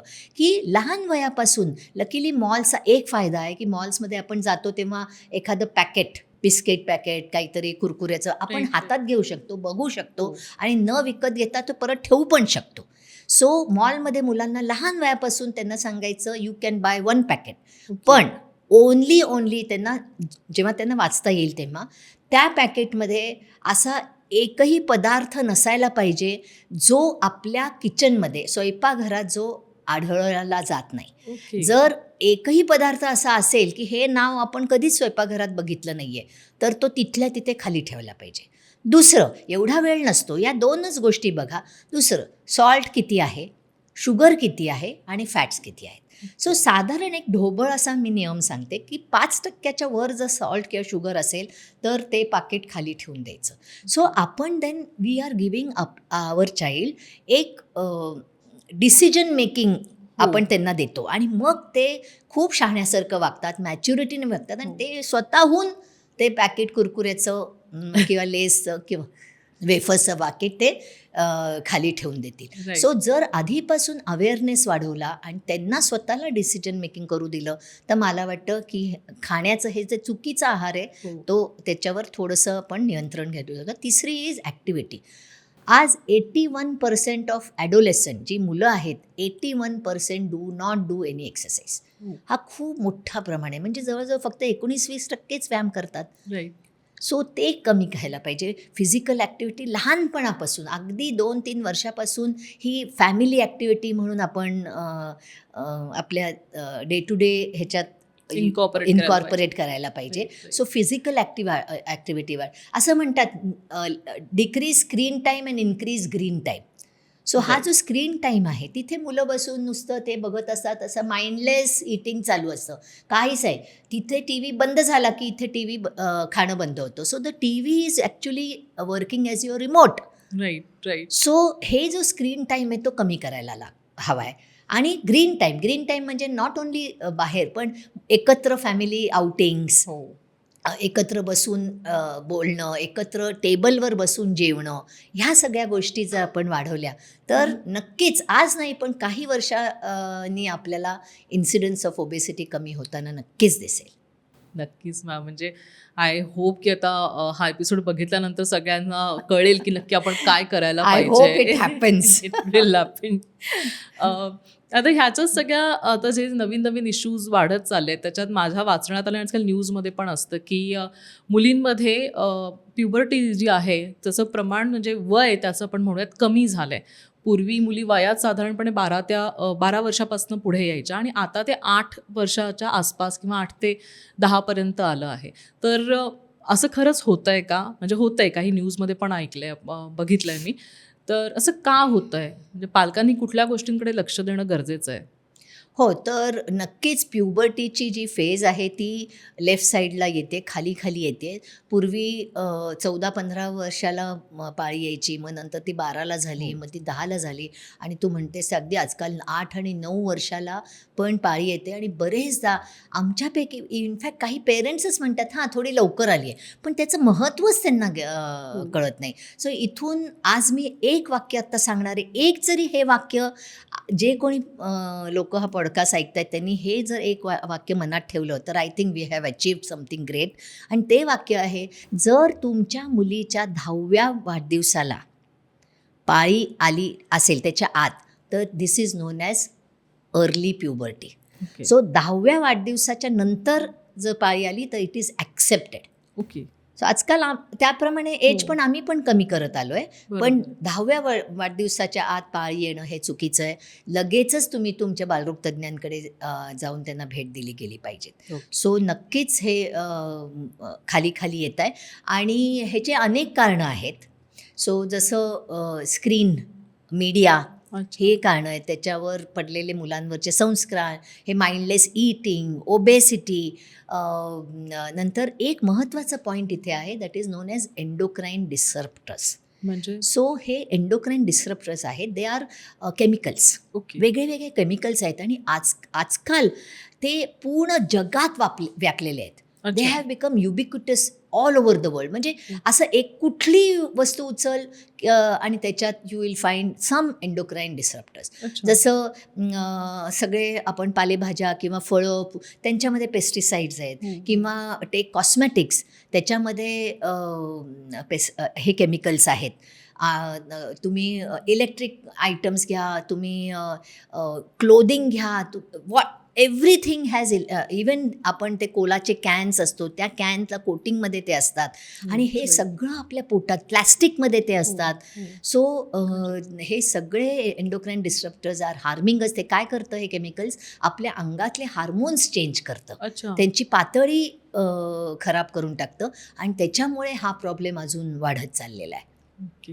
आणि हे झालं तर मुलींच्या बाबतीत, कारण मुलींची तर पाळी येते सो ते साईने ते कळतंच. बरोबर. तसंच मुलांचं पण होतं आहे का? म्हणजे बॉईजच्या बाबतीत जर आपण बोलायचं झालं तर त्यांचं पण अर्ली प्युबर्टी असं आहे का? एक तर त्यांचं काही कळत नाही आणि जर कुठले साईन्स असतील तर ते कुठले साईन्स आहेत? ॲक्च्युली हा प्रश्न पहिल्यांदाच कोणी मला विचारलाय अच्छा. आणि हा अगदी खूप इंटेलिजंट प्रश्न आहे.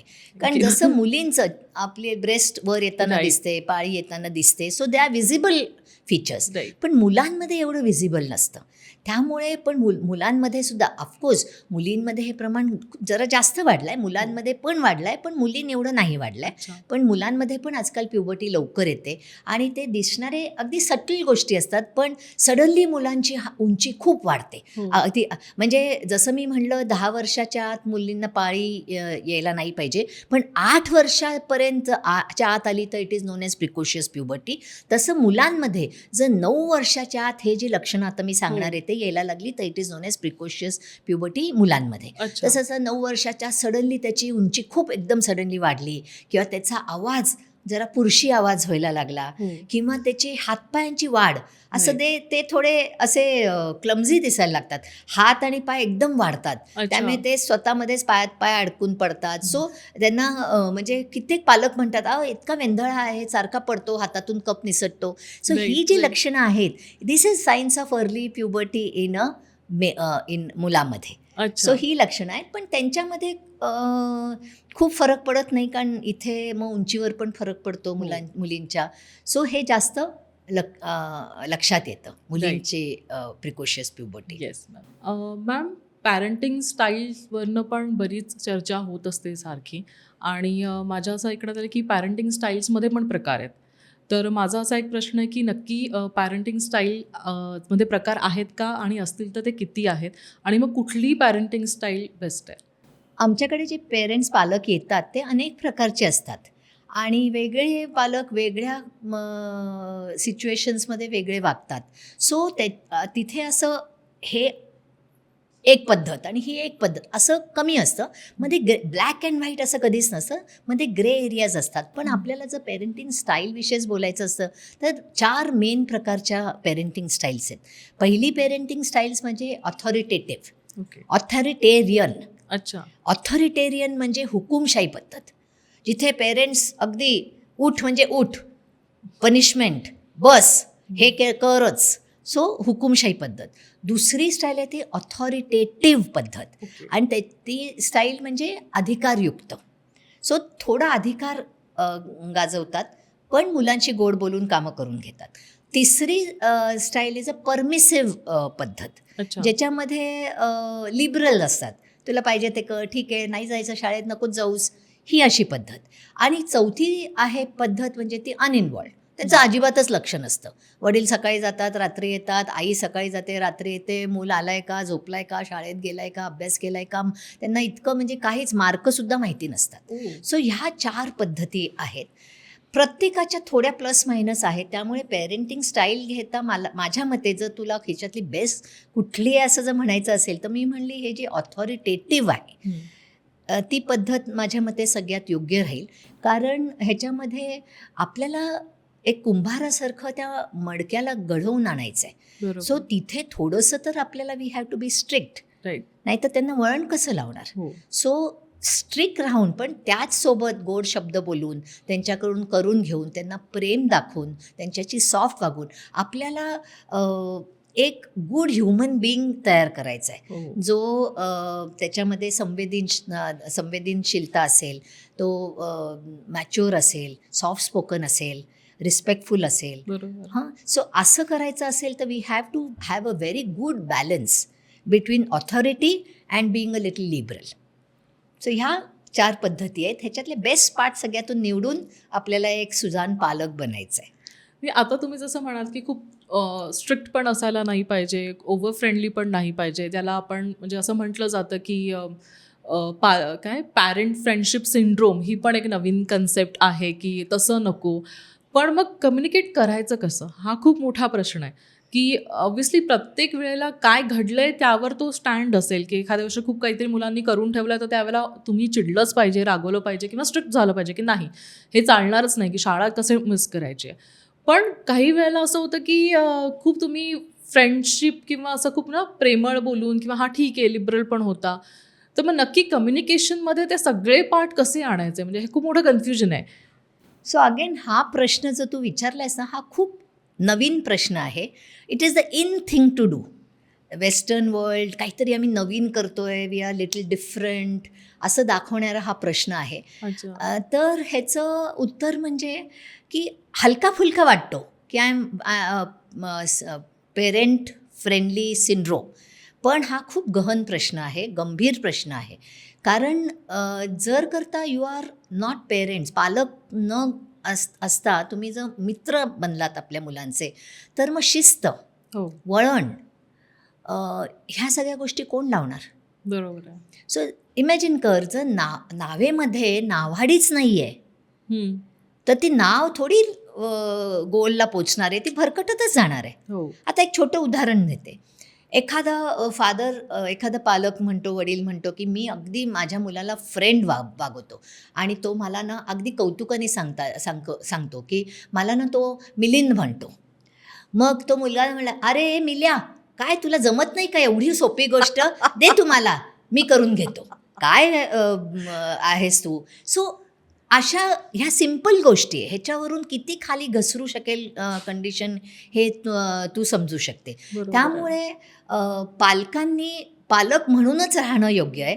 सो पालकांचं हे कामच आहे की मुलांना शिस्त लावणं, मार्गदर्शन करणं, त्यांचा आधारस्तंभ बनणं. बरोबर आणि आहे. शिस्तीशिवाय जर मैत्री केली तर धड मैत्री नाही राहणार आणि धड संस्कार नाही राहणार. तर मला वाटतं पेरेंट्सनी फ्रेंडली पेरेंट्स राहावं, पण पेरेंट्सनी फ्रेंड्स काही होऊ नये. ओके. तो एक डिस्टन्स मेंटेन करणं हाच योग्य मार्ग आहे. सो ती एक थिन लाईन आहे की तुम्ही कुठपर्यंत प्रेमाने किंवा ॲज अ मित्रमैत्रिणी म्हणजे फ्रेंडली पॅरेंटिंग करताय की तुम्ही त्या सिंड्रोमपर्यंत जाताय. हो बरोबर, कारण you are role model of that child. त्यांनी जर तू थिन लाईन क्रॉस केली तर मला वाटतं की एक भयंकर आउटकम तयार होणार आहे. त्यापेक्षा त्यांनी the child he should look up to you, he Right. Should respect you, he should listen to you. मग तुम्ही अगदी मित्र नाही होऊ शकत, बरोबर. तो डिस्टन्स ठेवणं गरजेचंच आहे. अरे आणखीन एक ना सगळ्यात महत्त्वाचा प्रश्न म्हणजे मला तरी असा वाटतोय की इंटरनेट आता असल्यामुळे आणि फोन सतत हातात असल्यामुळे ना सेल्फ मेडिकेशन हा एक प्रकार सुरू असतो जनरली, किंवा त्याला 2 प्रकार आहेत की काही जरी झालं की आधी पहिल्यांदा जाऊन इंटरनेटवर सर्च करायचं आणि मग अच्छा ते सिम्पटम्स लगेचच येतात.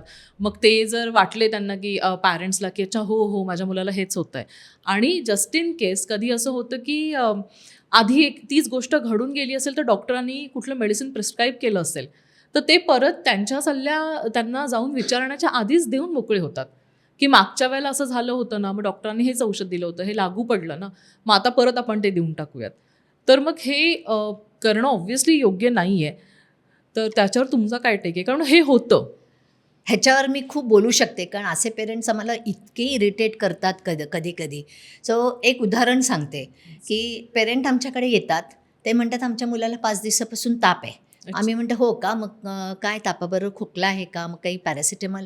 हो पॅरासिटामॉल तर देऊन झालंच, पण मागच्या वेळेस तुम्ही अँटीबायोटिक दिलेलं ते पण आम्ही दिलं, पण नंतर माझी मैत्रीण म्हटली अगं सध्या ना विषाणू जास्त आहेत, व्हायरल इन्फेक्शन खूप जास्त आहे, तर तू विषाणूसाठी औषध दे. म्हणून आम्ही ते पण औषध देऊन झालं, आणि खोकला वाढला म्हणून आम्ही त्याला खोकल्याचं पहिले आम्ही ते ब्रॉन्कोडायलेटर्स आहे ते दिले, पण खोकला कमी होईना म्हणून कॉफ सिडेटिव्स पण दिले.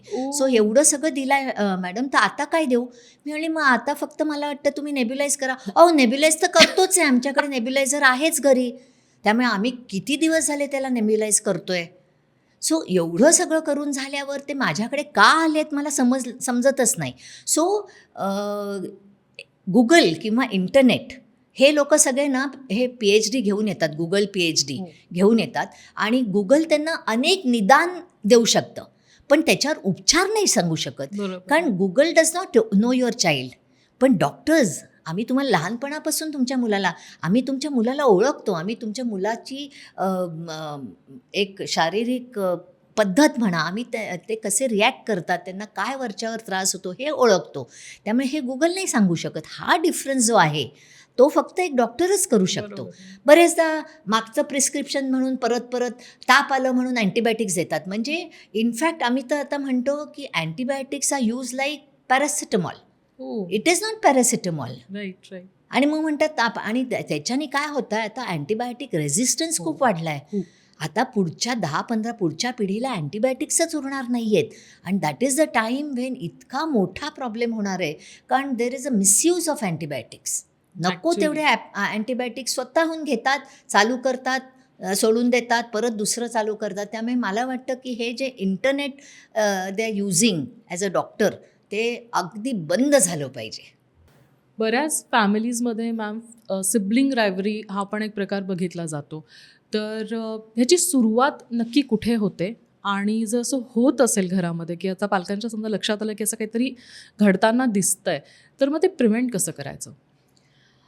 सो ह्याची सुरुवात ना दुसऱ्या बाळाच्या जन्मापासूनच होते.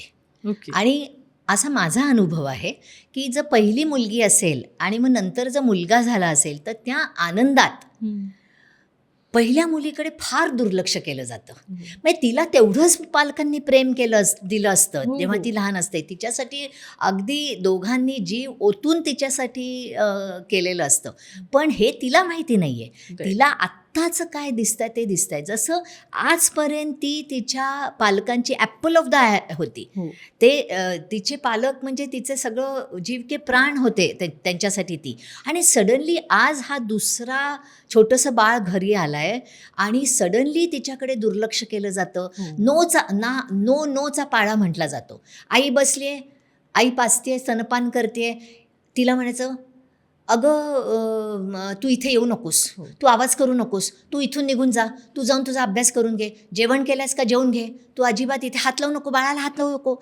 सो हा नोचा पाढा आधी बंद केला पाहिजे. ती पण लहान मुलं आहे, ती 2-3 वर्षाची असते, ती पण तिला आपण सडनली ओव्हरनाईट तिला आपण मोठ्या मुलीसारखं मॅच्युअर वागायला शिकवतो. आणि ती कसं शिकणार? कालपर्यंत ती लहान बाळ आहे आणि आज तुम्ही म्हणता आता तू मोठी बहीण झाली, तर हे तिला तिच्या पायाखालची जमीनच सरकून जाते. हो. आणि इतकी इन्सिक्युअर फिलिंग येते, इतकं Right. लोनलीनेस येतो, सडनली ती घाबरतात मुलं की त्यांचं विश्वच बदलून जातं. हो. त्यामुळे हे तिच्या मनात काय चालू आहे, हे भाव, हे तिचे फिअर्स पालकांनी ओळखले पाहिजेत. बरोबर आणि आहे. सगळ्यात पहिले मग नोचा पाढा, एक तर तिची तयारी केली पाहिजे की आपल्या घरी एक नवीन बाळ येणार बाळ आहे. येणार आहे, ते तुझं बाळ आहे, तू त्याची काळजी घेणार आहेस किंवा आपण दोघी मिळून त्याची काळजी घेऊ. बरोबर पहिल्याच आहे. दिवसापासून तिला बाळाला जवळ घेऊ द्यावं की हे बाळ असं आहे, जाऊ दे, ह्याला अजून नीट समजत नाही. किंवा स्तनपान करताना मुळीच असं म्हणू नये की तू इथे बसू नकोस, तू बघू नकोस. उलट तिला समजावं, अगं बाळ लहान आहे ना, ते हो. तुझ्यास एवढं शहाणं नाही आहे, त्यामुळे मला त्याला पाजावं लागतं आहे. तुला पण असंच पाजलं होतं, आता तू मोठी होतेस, आता तू जसं कपनी दूध पिते किंवा कपनी पाणी पिते तसं आता तू त्याला शिकवणार आहेस. सो तिची इन्व्हॉल्वमेंट घेऊन, जर Right. तिची मदत घेऊन जर आपण पुढचं पाऊल टाकलं तर मग तिचा हा स्ट्रेस नक्कीच कमी होईल. दुसरी गोष्ट म्हणजे कोणी पण नातेवाईक घरी आलं की पहिले ती जरी समोर असेल तरी पहिले अरे वा वा किती छान बाळ आहे, हो. किती गोड बाळ आहे, किती बाळसेदार आहे, जावळ किती छान आहे, असं हिच्याकडे कोणीच बघत नाही. हो. तिचं तेवढंच कौतुक पूर्वी केलेलं आहे, करेक्ट. पण ते तिला आत्ता पाहिजे ना. बरोबर आहे. आणि मग she is just so miserable. हो. तिला वाटतं मी I am out of place. तर मग हे नाही करायचं. ह्याच्यासाठी आई वडिलांनीचा मोठा रोल आहे. आणि मी नेहमी सांगते, वडिलांना सांगते, तुम्ही ऑफिसहून याल तेव्हा पहिलं त्या लहान बाळाला काहीच कळत नाही आहे, तुम्ही त्याच्याकडे 10 मिनिटांनी जा की 2 तासांनी जा, हो. त्याला काही नाही कळणार. पण तिला आधी जवळ घ्या, तिच्याशी बसून गप्पा मारा, तिच्या डोक्यावरून हात फिरवा, तिला Correct विचारा आहे. काय झालं, शाळेत काय झालं, काय Right. केलंस, तिच्याशी बोला. मग तिचं मन शांत झालं की Right. मग जाऊन तुम्ही आपल्या छोट्या बाळाकडे वळू शकता. इवन आईने ते केलं पाहिजे. स्तनपान करून जरी ते बाळ दुसऱ्यांनी कोणीतरी सांभाळलं थोड्या वेळासाठी, 3 वेळा पाळल्या पाहिजेत झोपताना. हम्म. पूर्वी तुम्ही त्या मुलीला घेऊन, कुशीत घेऊन, गोष्ट सांगत सांगत झोपत होता ना, बरोबर. मग ते आज का बदललं?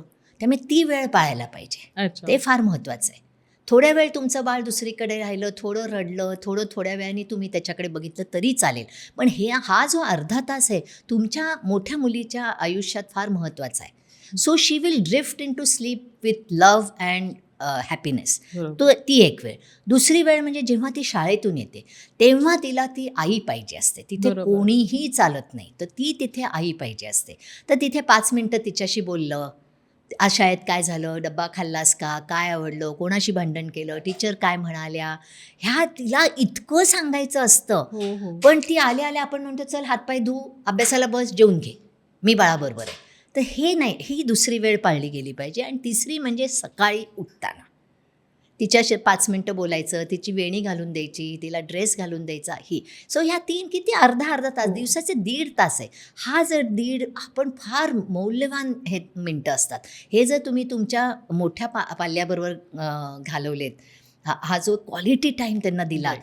तर हे सिबलिंग रायव्हली आणि हा सगळा राग जो त्यांच्या मनात येतो, तो त्यांना एवढंच कळतं की त्या आलेल्या बाळामुळे आज माझी अशी गत आहे. बरोबर. आणि मग त्यांना चिमटा काढतील, त्यांना ढकलतील, हो. मग ते त्यांच्यावर तो राग काढतात. आणि अगं मीरा, मी सांगते, हा राग कायमचा राहतो. ओ. सो म्हणून हे फार महत्त्वाचं आहे.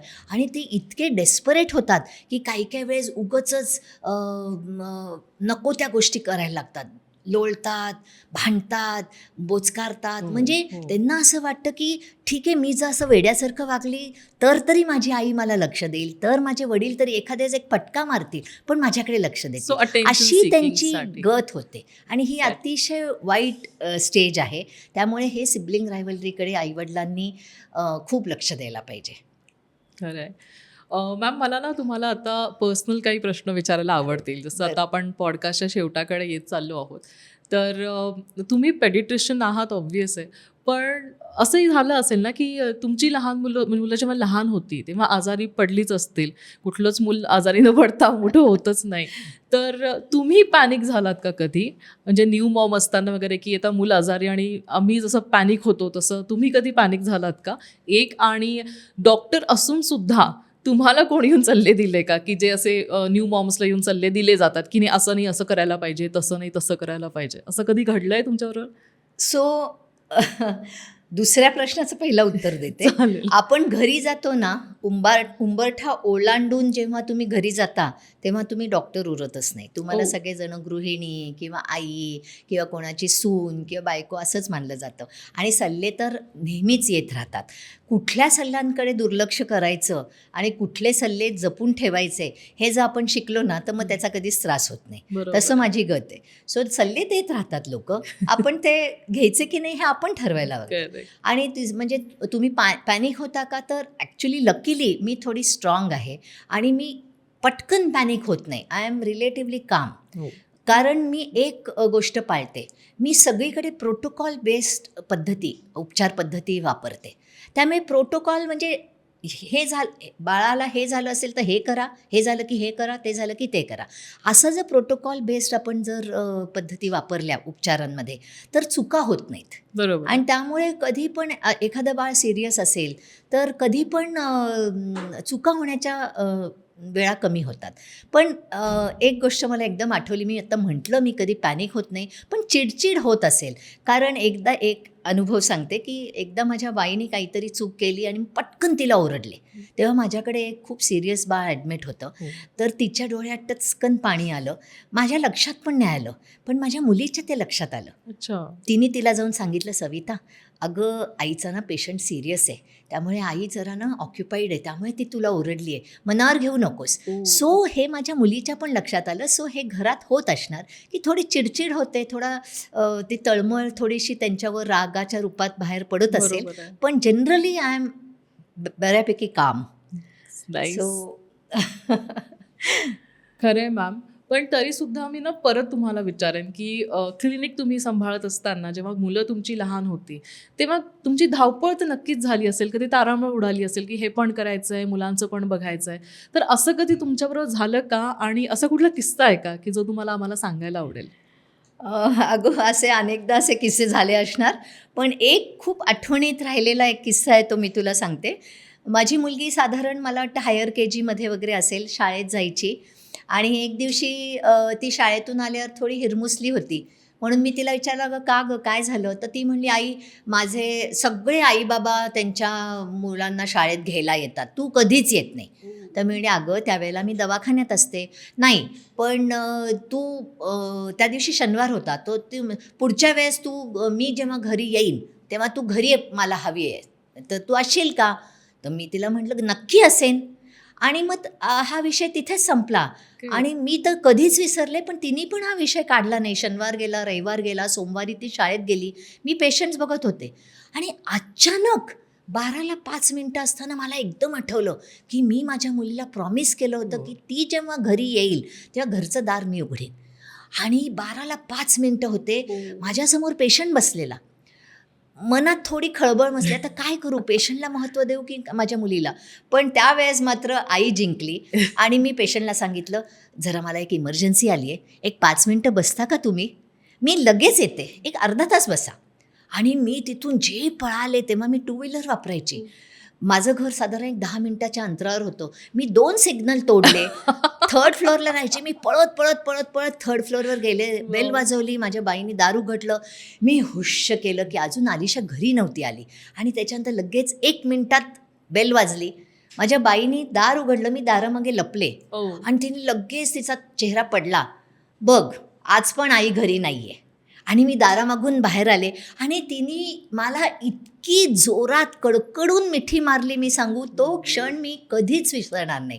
शी was so happy that I was home. पण ह्याच्यामुळे काय झालं, तिच्या मनात एक खात्री पटली की आई जे सांगेल ते करेल. आणि असंच आपण मुलांना खरं बोलायला शिकायचं, जे बोलतो ते करून दाखवायला शिकवतो. मला वाटतं अशा जरी मी रोज नसले तरी त्या दिवशी मी तिला आनंद दिला, हे महत्त्वाची गोष्ट आहे. Again quality time is very important. Ma'am तुम्ही खूप बिझी पेडिट्रिशियन आहात आणि आज आता तुमची दोन्ही मुलंसुद्धा डॉक्टर आहेत.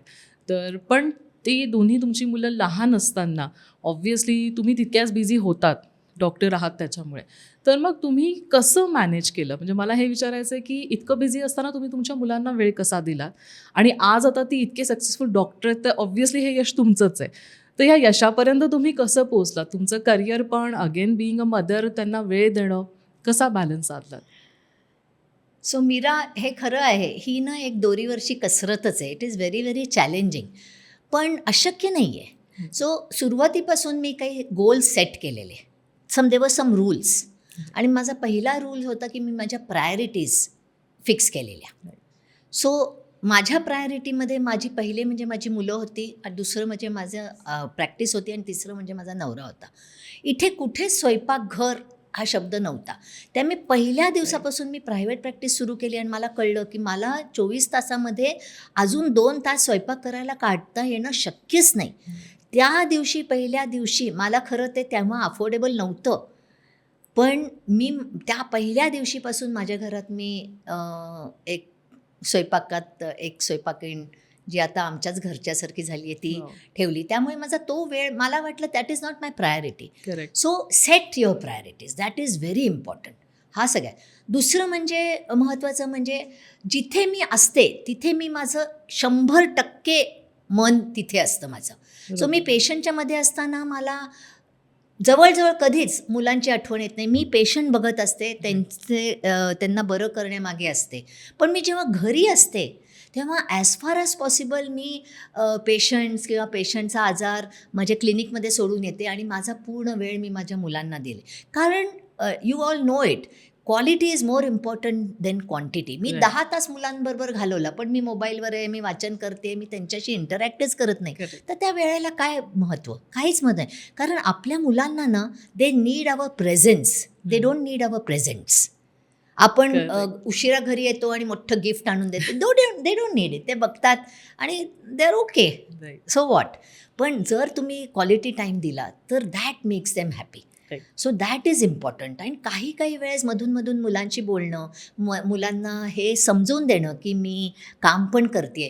तिसरी गोष्ट मी कधीच केली नाही, मी कधीच पेशंट म्हटलं नाही माझ्या मुलीला की मी पेशंट्स बघायला जाते. मी नेहमी तिला म्हणायची मी ऑफिसमध्ये जाते. मला असं वाटायचं तिच्या मनात पेशंटविषयी एक Right. राग नकोत आहे. जसं सिबलिंग रायव्हलरी कसं आपण म्हटलं की बरोबर. त्या दुसऱ्या मुलासाठी तुम्ही मला वेळ देत नाही आहे, तसंच माझ्या मुली किंवा मुलाला हे नको व्हायला की त्यांना पेशंटविषयी राग. आणि Right. त्यामुळे मला वाटतं त्यांना पेशंटविषयी कधीच राग नव्हता. ते डॉक्टर्स म्हणून झाले. नाही तर Right. अनेकदा डॉक्टरांची मुलं डॉक्टर व्हायला नाही म्हणतात. दे हॅव बरोबर. सीन, सिनेमाची तिकीटं काढली आणि पेशंट आला आणि वडील म्हणतात आता कॅन्सल. Correct. सो ह्या गोष्टी शक्यतो टाळल्या गेल्या पाहिजेत.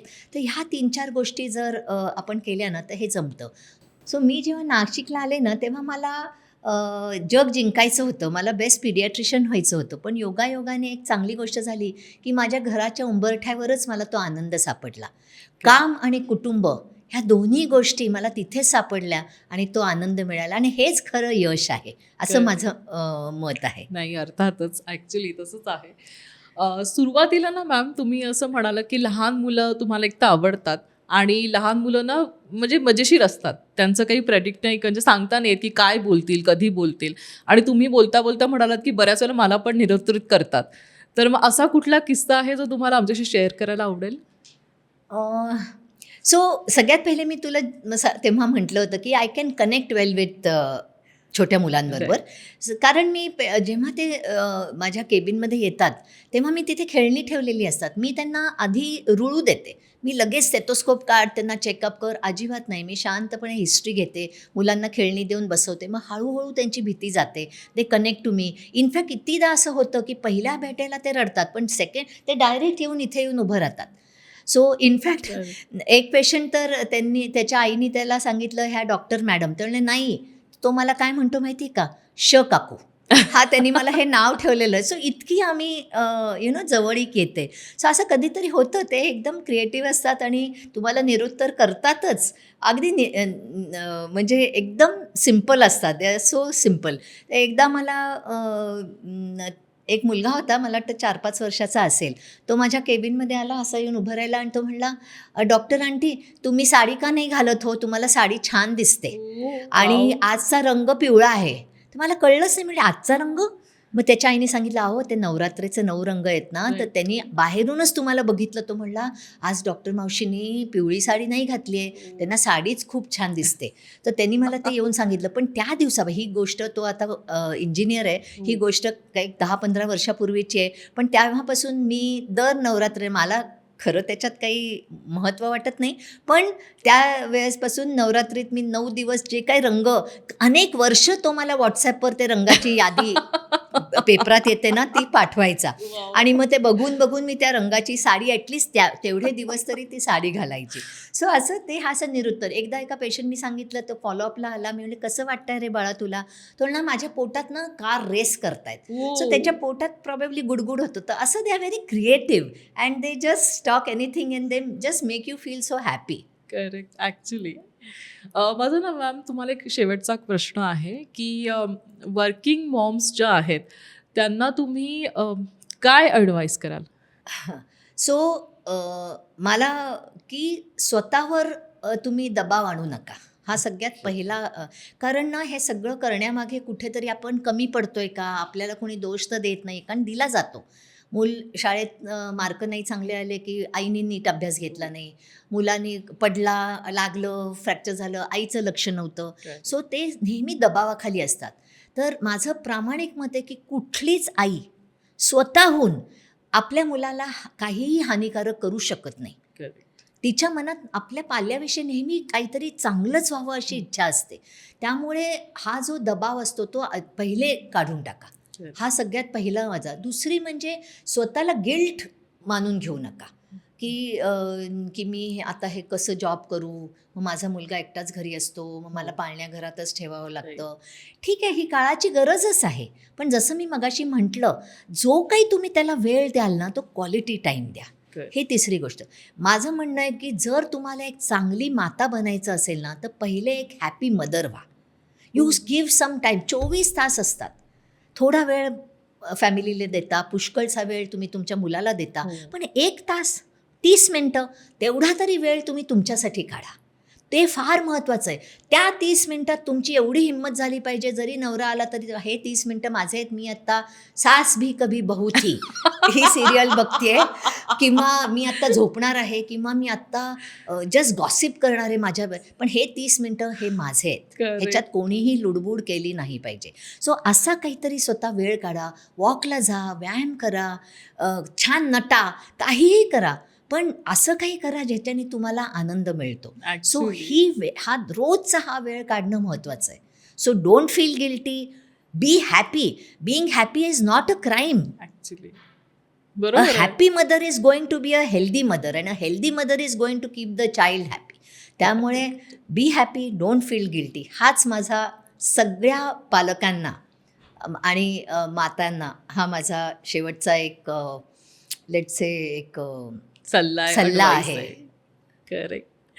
Thank you so much ma'am. इतक्या सुंदर गप्पा झाल्या तुमच्याशी आणि आय एम शुअर सगळ्या लिस्नर्सच्या माझे खूप साऱ्या गोष्टी ना क्लिअर झाल्या आहेत. कारण एक पॅरेंट म्हटलं ना की खूप एक तर टेन्शन म्हणजे स्वतःहून घेतलेलं असतं स्वतःसाठीच, की आपण नीट करतोय ना मुलासाठी. तर ह्या सगळ्या गोष्टी क्लिअर झाल्या की नक्की जिथे जिथे ज्या ज्या टप्प्यात कोणी अडलं असेल, म्हणजे being a new mother too की आता मुलं मोठं होत आली आहेत, तर त्या सगळ्या पालकांचे पडलेले प्रश्न हा पॉडकास्ट ऐकल्यावर 101% सॉल्व्ह होतील. So thank you so much. तुम्ही तुमचा इतका प्रेशियस वेळ काढून इथे आलात आमच्यासाठी आणि इतक्या छान तुम्ही आम्हाला एक्सप्लेन केलं सगळं आणि आमच्या सगळ्या प्रश्नांची उत्तरं दिलीत. नाही, खरं सांगू का, मला पण इथे आज बोलताना असं वाटलंच नाही काही हा पॉडकास्ट चालू आहे किंवा काय. सहजपणे आपण उत्तरं देत गेलो. मला वाटतं ह्याच्यातून जर तुला काही मोलाचे काही पर्ल्स मिळाले असतील तर मला खूपच आनंद होईल. Thank you so much for calling me. Thank you so much ma'am. आम्हाला खात्री आहे की आजच्या एपिसोडनंतर तुमच्या बऱ्याचशा प्रश्नांची उत्तरं तुम्हाला मिळाली असतील. तरीही तुम्हाला आणखीन काही प्रश्न असतील तर डॉक्टर शर्मिला कुलकर्णी मॅमचे कॉन्टॅक्ट डिटेल्स आम्ही डिस्क्रिप्शन बॉक्समध्ये शेअर केले आहेत. आजच्या आमच्या ह्या एपिसोडला लाईक आणि शेअर करायला अजिबात विसरू नका आणि आमच्या चॅनलला सबस्क्राईब करा. Stay connected, stay curious. Thank you.